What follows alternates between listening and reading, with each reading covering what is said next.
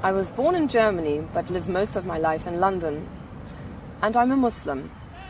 I decided to convert to Islam as a European woman because the more I studied the faith, the more I realized it could give me the peace and meaning I'd always felt was missing from my life. I've written about the experience of my spiritual and intellectual awakening, my conversion, and how it is possible to be a European Muslim in my book, From MTV to Mecca. Music and the arts have always been a part of my life. I was a presenter on MTV Europe for many years, so I got to meet and interview some of the biggest names in rock and pop music. And it was music that first opened my heart for the culture and religion of Islam. I had a fabulous job at the time, interviewing rock stars for a living and presenting so many different shows for MTV and around Europe. But despite having this dream job, I'd always felt an emptiness inside. And it was at a point of crisis in my life that I met Imran Khan. Imran had a very different perspective on life, and he played me traditional Pakistani music, Qawwali as it's known in Pakistan. It means wise utterance. The songs talk about love, which turns into higher love. I was intrigued by this very different worldview that had God at its center, and I began to read books on Islam. Imran invited me to visit his country, and we traveled all over Pakistan. It was fascinating. I loved the warmth of the people, the beauty of the symbolic Islamic architecture, the nature, the jewelry and the fabrics, and I soon developed a taste for the delicious desi food. Every day I was meeting people whose lives were dominated by the love of God. They cared very little for material things or show business. It was a stark contrast to my life at the time, and I began to question everything I knew.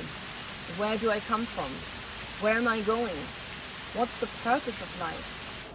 After studying for 3 years, I realized if I wanted to feel the beauty I was reading about and taste the spiritual fruits, there was only one way: get down on my prayer mat and start practicing. This is the mosque where I finally converted to Islam. It was the end of one chapter in the book of my life and the beginning of another. At first, it was fraught with many challenges. I lost all my TV jobs because of the climate of intense Islamophobia at the time. This was in 1995, so way before 9/11. But I quickly realized how little the Western media knew about Islam. They speculated whether I would start presenting my youth show from behind the burqa or supported terrorism, which of course was ridiculous.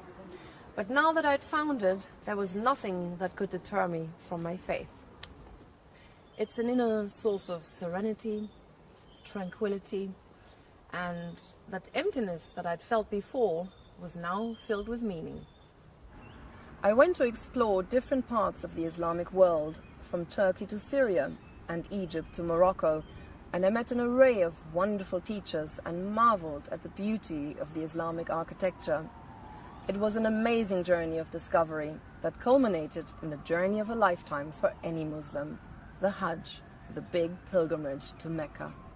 Ever since, I've been trying to delve deeper into the heart of Islam and look for ways and outlets to harmonize my faith with my identity. I'm a Muslim and a European, living and working in Britain. I wrote my book as an inspiration to faith, to show that there is another dimension to life. Islam, if taken seriously, can be a positive tool of transformation for the individual and the society. And not to forget, we have far more in common between other religions than we may think. We need to build on these ethical values that we share while respecting our differences and work together for the common good, build bridges and actually walk across them.